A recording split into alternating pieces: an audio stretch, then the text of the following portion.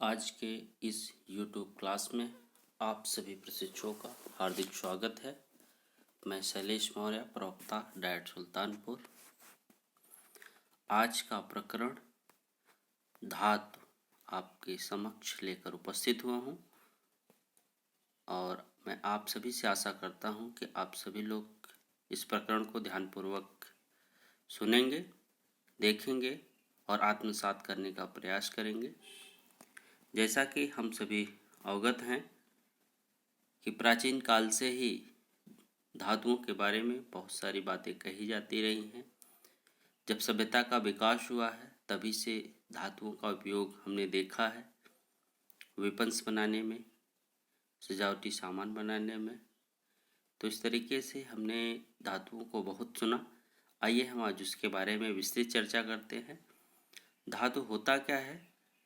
जो धातु होती है जिसको हम मेटल भी कहते हैं। मेटल शब्द की उत्पत्ति ग्रीक वर्ड मेटेलान से हुई है, जिसकी मीनिंग होती है माइन, अर्थात जो भी पदार्थ हमें खदानों से प्राप्त होते हैं, जिसको हम आसानी से तैयार कर सकते हैं, पॉलिश कर सकते हैं, और वो जब फ्रैक्चर्ड होती हैं, तोड़ती हैं, तो उनके अंदर एक विशेष चमक होती है। जो उष्मा तथा विद्युत के चालक होते हैं उन्हें हम धातुएं कहते हैं। धातुओं की अपनी विशेषताएं होती हैं, जिन विशेषताओं को हम ऊपर से देख करके पहचान सकते हैं, अपनी ज्ञानेंद्रियों के द्वारा उसके बारे में जान सकते हैं, उसे हम भौतिक गुण कहते हैं। आइए हम बात करते हैं धातुओं के भौतिक गुण। पहले हम बात करेंगे स्टेट, अवस्था। सामान्यतः जो धातुएं होती हैं वो ठोस अवस्था में पाई जाती हैं, मरकरी को छोड़कर। जैसा कि आप स्लाइड में देख रहे हैं, मरकरी को उड़ेलते हुए एक जार में दिखाया जा रहा है, एक प्लेट में दिखाया जा रहा है। और हमने सामान्यतः देखा भी है कि डॉक्टर के यहाँ जब हम लोग जाते हैं तो डॉक्टरी थर्मामीटर जिसे हम कहते हैं, उससे वो हमारा बुखार मापते हैं, शरीर का तापमान मापते हैं। जिसमें टेम्परेचर हमारे शरीर का अधिक होता है तो पारा अपने सामान्य तापमान से ऊपर चढ़ता हुआ दिखाई देता है। और अन्य धातुएं भी आप स्लाइड में देख रहे हैं, जैसे aluminium, iron, calcium, sodium, potassium, magnesium, ये सभी ठोस अवस्था में पाई जाती हैं। हार्डनेस, कठोरता। धातुएं कठोर भी होती हैं सामान्यतः, कुछ धातुओं को छोड़कर। जैसे सामान्यतः एल्कली मेटल जो होती है वो कम कठोर होती हैं, अर्थात कह सकते हैं मुलायम होती हैं, लचीली होती हैं। इनको हम आसानी से चाकू से काट भी सकते हैं। बाकी अन्य धातुएं जैसे कॉपर हो गया, लोहा हो गया, एल्युमिनियम हो गया, ये काफ़ी कठोर होती हैं। टंगस्टन हो गया, प्लेटिनम। लस्टरस, धात्विक चमक जिसे हम कहते हैं। सभी धातुओं की अपनी एक विशेष चमक होती है जिसकी वजह से वो पहचाने जाते हैं। जैसे आपने देखा भी होगा कि जो सोना होता है उसका रंग पीले रंग की अपनी एक विशेष चमक होती है। सोना आपने देखा होगा वाइटिश होता है, एक अपनी उसकी विशेष चमक होती है जिससे हम देख करके बता देते हैं कि ये सिल्वर है, चांदी है। इसी तरीके से कॉपर, तांबे की भी अपनी चमक होती है। तो सामान्य सभी धातुओं की अपनी अपनी विशेष चमक होती है। मैलिएबिलिटी, आघात वर्धनीयता। सामान्यतः धातुओं को जब हम लोग पीटते हैं, उस हैमरिंग की प्रक्रिया अपनाते हैं, तो पतली पतली चादरों में परिवर्तित हो जाती हैं। सामान्यतः हमने पतली चादरें देखी भी हैं, जैसा कि आपको चित्र में भी दिखाया गया है। एल्युमिनियम की चादर, कॉपर की चादर, गोल्ड की चादर, या कह सकते हैं चांदी की। तो हमने देखा है मिठाई की दुकानों पर भी मिठाइयों को सजाने के लिए उस पर सोने और चांदी की अर्क, या कह सकते उसकी पतली पन्नी चढ़ाई जाती है। और हमने ये भी कहा सुना है, सुरक्षित तन, तेज दिमाग, सोना चांदी च्यवनप्राश। कहने का आशय ये है कि जो सोना और चांदी है ये इनके अंदर एंटीसेप्टिक प्रॉपर्टी भी पाई जाती है। ये हमारे लिए एक माइक्रोन्यूट्रिएंट्स की तरह हमारे शरीर में जाती हैं तो शरीर के लिए बेनिफिशियल होती है। तो पहले राजा महाराजा सोने और चांदी की थाली में भोजन करते थे तो कहीं न कहीं उनकी इम्यूनिटी बेहतर होती थी। तो इस तरीके से ये जो धातुएं होती हैं इनको हम पतली पतली चादरों के रूप में परिवर्तित कर सकते हैं। डक्टिलिटी, तन्यता, धातुएं जो होती हैं इनको हम वायर के रूप में बदल सकते हैं, इनसे पतले पतले तार बना सकते हैं क्योंकि इनके अंदर तन्यता का गुण होता है। कंडक्शन, चालकता, धातुएं बेहतर चालक होती हैं ऊष्मा और विद्युत की, जैसा कि हम अपने घरों में भी देखते हैं। यहाँ पर आपको स्लाइड में दिखाया गया है कि कॉपर वायर के थ्रू एक बल्ब जलता हुआ दिखाई दे रहा है जिसमें इस वायर में विद्युत प्रवाहित हो रही है और बल्ब जल रहा है। इसी तरीके से सभी धातुएं लगभग विद्युत एवं ऊष्मा का चालक होती हैं। इसमें देखिए चालकता भी दिखाई गई है। सबसे ज़्यादा चालकता चांदी की होती है, फिर तांबे की होती है, फिर इसके बाद गोल्ड की होती है, फिर एल्युमिनियम की होती है, फिर आयरन की होती है। लेकिन जो हमें आसानी से उपलब्ध हो जाए, सस्ते में उपलब्ध हो जाए, उसी को हम अपने दैनिक जीवन में उपयोग करते हैं। इसलिए बेहतर चालकता कॉपर और एल्युमिनियम की होती है और आसानी से उपलब्ध भी हो जाता है, इसलिए हम इन्हीं का इस्तेमाल करते भी हैं। इसके अलावा नीचे आपको दिखाई दे रहा है स्लाइड में एक बर्तन है जिसमें अगर कोई भी चीज़ आप रखते हैं, जैसे सूप ही हो, उसको हम चूल्हे पर रखते हैं तो वो गर्म हो जाता है, पीने लायक हो जाता है। लेकिन हम कुछ समय के लिए अगर छोड़ देते हैं तो फिर उसकी गर्मी, उसकी ऊष्मा वातावरण में ट्रांसफ़र हो जाती है या उस जिस वस्तु पर रखी उसी में ट्रांसफ़र हो जाती है। अर्थात ये सभी जो गुण है ये चालकता की वजह से ही होता है। डेंसिटी, जैसा कि हम सभी जानते हैं कि धातुएं जो होती हैं वो डेंस होती हैं, घनी होती हैं और डेंसिटी से तात्पर्य होता है number of particles present with in a definite volume, कि एक निश्चित जगह में जितने ज़्यादा नंबर ऑफ पार्टिकल्स होंगे उसको बनाते हैं, जिससे हम कह सकते हैं मूल इकाई जिससे वो बनी होती है उसकी संख्या जितनी अधिक होती है वो उन सभी धातुओं का घनत्व उतना ही अधिक होता है। तो यहाँ पर आपको एक सूची दिखाई दे जा रही है जिसमें osmium, gold, iron, aluminium, sodium chloride सभी का घनत्व दिया गया है। कि इस तरीके से हम कह सकते हैं सभी धातुओं का घनत्व अलग अलग होता है। और आप देख भी रहे हैं कि लाल रंग के बाल से कंस्ट्रक्शनल यूनिट दिखाई जा रही है और जिससे ये पता चल रहा है कि जो पहला वस्तु है उसमें नंबर ऑफ पार्टिकल्स अधिक है, डेफिनेट वॉल्यूम इसका घनत्व अधिक है, और दूसरे में कम, इसका घनत्व कम है। डेंसिटी को और हम दूसरे तरीके से भी माप सकते हैं।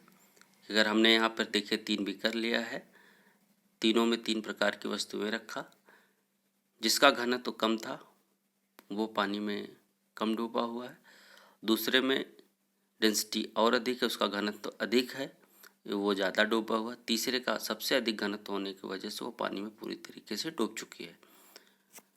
इसके अलावा हम इस तरीके से भी देख रहे हैं कि अगर हम भार के रिस्पेक्ट में देखें तो जिसकी डेंसिटी अधिक होती है उसका भार अधिक होता है, जैसा कि आपको दिखाया गया है। और किसी भी धातु की या किसी भी धातु का जो घनत्व होता है उससे उसका मेल्टिंग पॉइंट, उसका गलनांक प्रभावित होता है। आपको एक ये जो ग्राफ दिखाया जा रहा है, इस ग्राफ में ऊपर से नीचे से ऊपर की तरफ बढ़ते हुए क्रम में मेल्टिंग पॉइंट दिखाया गया है और विभिन्न तत्वों को भी दिखाया गया है। इस तरीके से हम देखते हैं कि जैसे ऑस्मियम है उसका घनत्व 22.6 लगभग होता है। इस तरीके से उसका टेम्परेचर हम देख रहे हैं, उसका मेल्टिंग पॉइंट 3500 डिग्री सेंटीग्रेड के लगभग है। और जो एल्कली मेटल्स होते हैं इनका घनत्व काफ़ी कम होता है, इसलिए इनका मेल्टिंग पॉइंट भी बहुत कम होता है।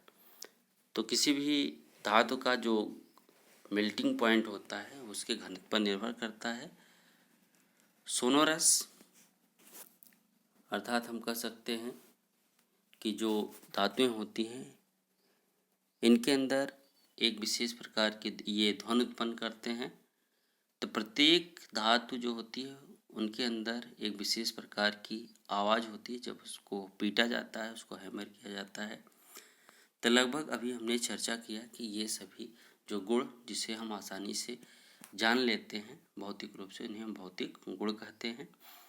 आइए हम बात करते हैं केमिकल प्रॉपर्टीज, रासायनिक गुण। सामान्यतया जो धातुएं होती हैं उनके बाहर 1 से लेकर के 3 तक वैलेंस शेल में इलेक्ट्रॉन होते हैं जिसको वो लूज करके कैटायन बनाते हैं। और ये कैटायन विभिन्न प्रकार के परमाणुओं से जुड़ करके यौगिक बनाते हैं। और ये जो धातुएं होती हैं ये रिड्यूसिंग एजेंट की तरह से कार्य भी करती हैं। तो यहाँ पर जो धातुएं हैं आपको दिखाया गया लाल रंग से, जो भी यहाँ पर एलिमेंट्स दिखाए गए हैं वो सभी एलिमेंट धातुएं हैं, जैसा कि आप चित्र में देख रहे हैं। और अब आइए हम बात करते हैं कि धातुएं जो होती हैं वो किस किस से रिएक्शन करती हैं, क्रिया करती हैं। तो मेटल्स का ऑक्सीजन के साथ रिएक्शन, जो अधिक रिएक्टिव एलिमेंट होती हैं, बहुत ज़्यादा सक्रिय धातुएं जो होती हैं वो सामान्यतः जब ऑक्सीजन के संपर्क में आती हैं तो तुरंत रिएक्शन कर लेती हैं। जैसा कि इसमें आप चित्र में देख रहे हैं कि सोडियम मेटल को एक टांग से, चिमटे से पकड़ा हुआ गया है और ये सोडियम जो धातु है वह हवा के संपर्क में आते हुए देखिए जलती हुई दिखाई दे रही है। इसकी रिएक्टिविटी इतनी अधिक होती है कि इसको अगर हम सामान्य रूप से बाहर रख दें तो ये तुरंत विस्फोट के साथ जल जाती है। इसलिए सोडियम धातु को या पोटेशियम धातु को केरोसिन ऑयल में रखा जाता है कि जिससे कि ये एयर के साथ संपर्क में न आए और कोई भी रिएक्शन विस्फोट के साथ न हो। इसके अलावा अन्य धातुएं भी रिएक्शन करती हैं, लेकिन जो अन्य धातुएं होती हैं उनकी रिएक्टिविटी अलग अलग होती है, वो उसी हिसाब से रिएक्शन भी करती हैं। जैसा कि आप देख रहे हैं कि जो ऑक्सीजन के साथ मेटल हमारे रिएक्शन करते हैं, मेटल ऑक्साइड बनाते हैं। ये मेटल ऑक्साइड जो होते हैं ये बेसिक ऑक्साइड होते हैं और ये जल के साथ क्रिया करके एल्कली या क्षार का निर्माण करते हैं। जैसा कि आप ऊपर देख रहे हैं कि सोडियम ऑक्सीजन के साथ क्रिया करके सोडियम ऑक्साइड बनाता है, फिर सोडियम ऑक्साइड जल के साथ क्रिया करके सोडियम हाइड्रोक्साइड का निर्माण करता है। इसी तरीके से पोटेशियम भी करता है, लेकिन मैग्नीशियम जो होता है वो रूम टेम्परेचर पर रिएक्शन नहीं करता है। जब हम हीट करते हैं मैग्नीशियम को तब वो रिएक्शन करता है और मैग्नीशियम ऑक्साइड बनाता है, फिर वो जल के साथ क्रिया करके मैग्नीशियम हाइड्रोक्साइड क्षार का निर्माण करता है। इसके अलावा हमारे कुछ धातुएं जो होती हैं एम्फोटेरिक इन नेचर होती हैं। एम्फोटेरिक मेटल्स वे होते हैं जिनके ऑक्साइड एसिड और बेस दोनों के साथ रिएक्शन करते हैं।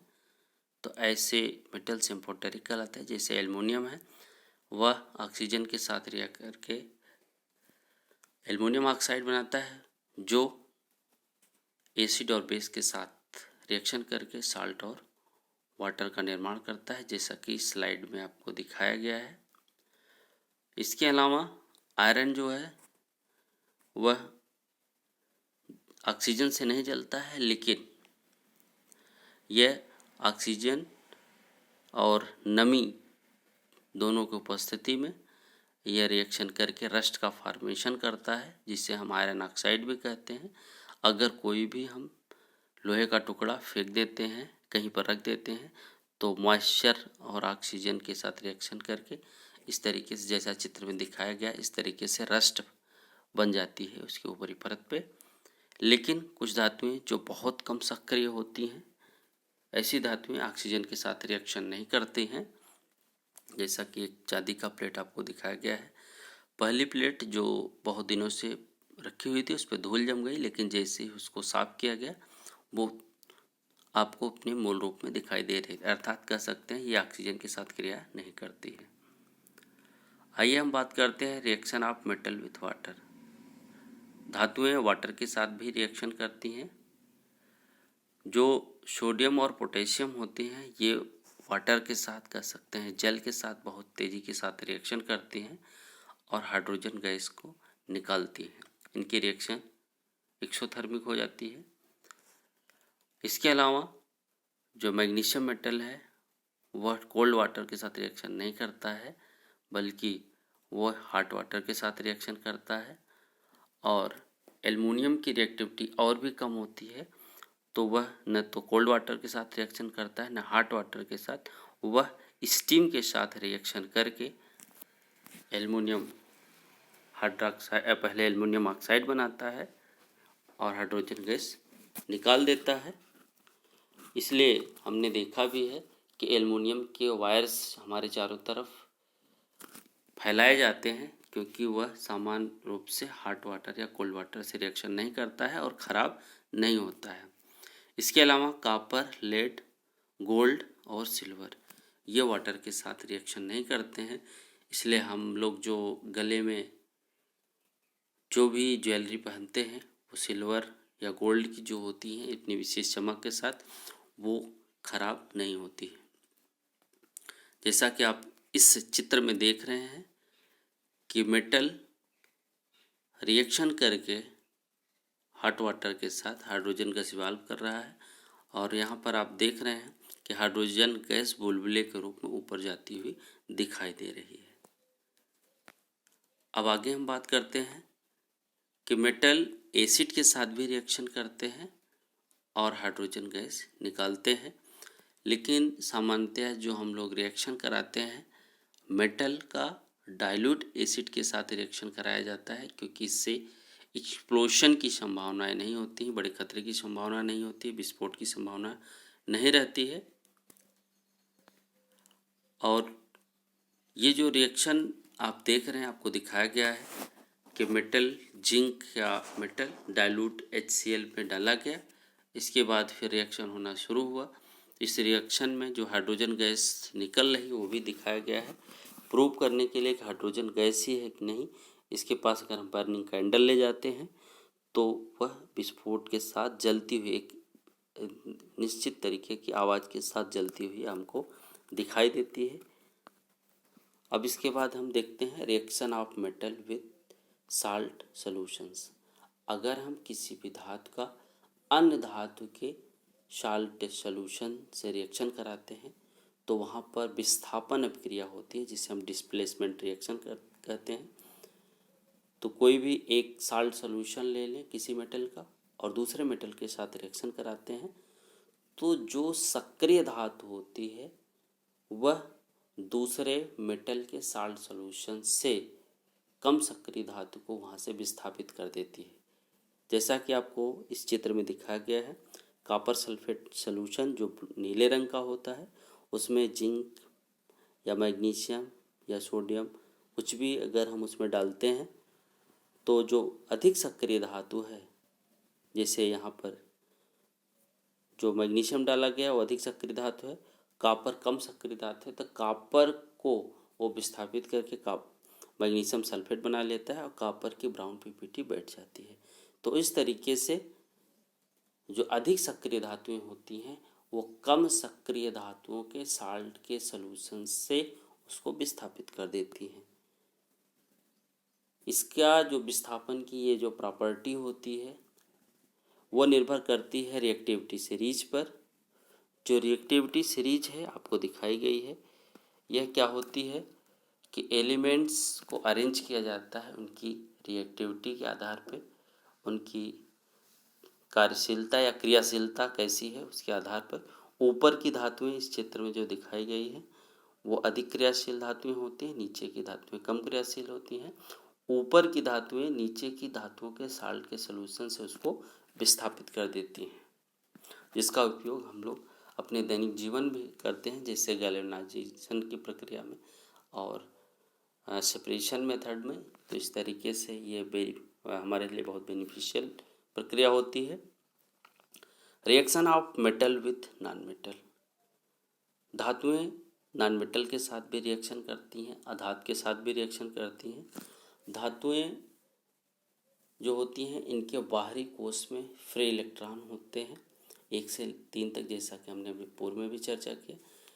तो जैसे ये धातुएं जब अपने बाहर के इलेक्ट्रॉन को लूज करती हैं स्टेबल स्टेट को गेन करने के लिए तो कैटायन बनाते हैं, और दूसरा एलिमेंट जो गेन करता है वह एनायन बनाता है। इस तरीके से कैटायन और एनायन मिल करके इलेक्ट्रोवैलेंट कंपाउंड या वैद्युत संयोजी यौगिक बनाते हैं, जैसा कि चित्र में आपको दिखाया गया है कि सोडियम मेटल जिसके बाहरी कोश में, जिसके पास कुल इलेक्ट्रॉन इनके वैलेंस शेल में कुल 2, 8, 7 हैं। सबसे बाहरी कोश जिसे हम वैलेंस शेल कहते हैं, इसमें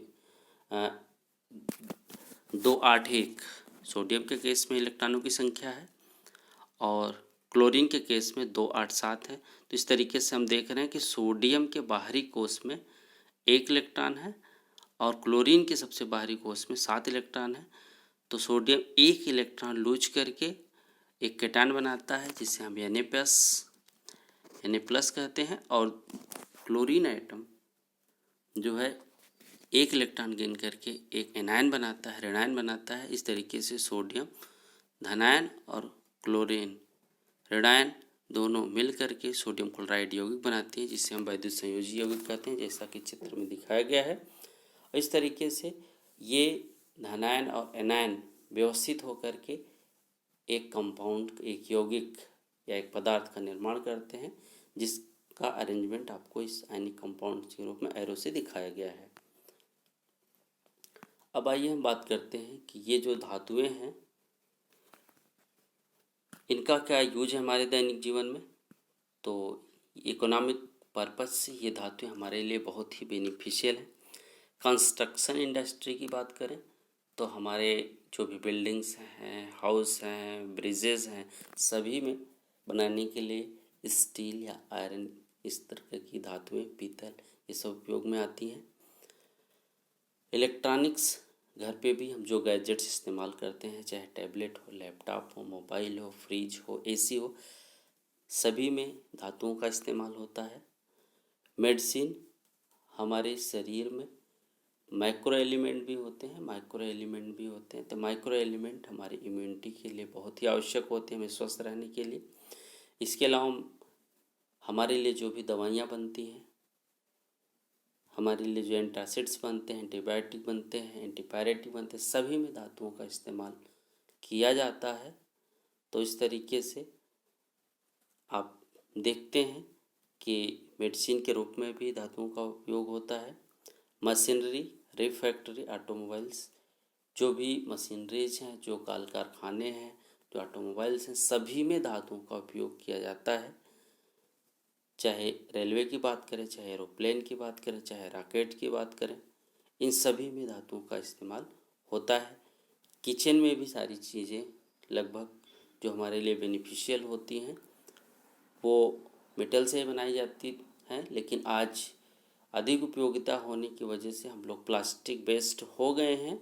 लेकिन प्लास्टिक का हमारे फूड, जो भी खाद्य सामग्री अगर हम लोग प्लास्टिक के सामानों में रखते हैं तो हमारे लिए कहीं ना कहीं बेनिफिशियल नहीं होता है।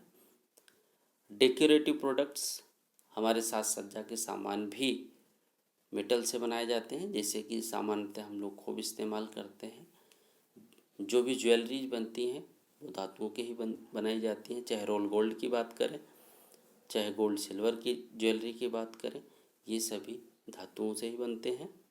इसके अलावा हमारे से जो सेफ्टी के पर्पज़ से जो भी चीज़ें इस्तेमाल होती, चाहे वेपन्स में विस्फोटक हों, चाहे हमारे मिसाइल्स हों, गन हों, सारी चीज़ें जो भी हैं सुरक्षा संबंधित, वो सभी धातुओं के उपयोग से ही बनाई जाती हैं। इसके अलावा लॉक्स हो गया, डोर्स हो गया, फर्नीचर हो गया, ये सभी चीज़ें धातुओं से ही बनाई जाती हैं। और इसके अलावा जो रस्टिंग प्रक्रिया को रोकने के लिए, अर्थात एक धातु को सुरक्षित करने के लिए उसके ऊपर दूसरे धातु की लेप चढ़ाते हैं, जिसे हम गैल्वेनाइजेशन कहते हैं। तो ये प्रक्रिया भी हमारे जीवन में बहुत ही महत्वपूर्ण है। इस तरीके से आज हम सभी ने धातुओं के उपयोगिता के बारे में, उनकी विशेषताओं के बारे में, धातु क्या होती है, इन सब पे चर्चा किया। आप सभी का बहुत बहुत आभार, सुनने के लिए बहुत बहुत धन्यवाद।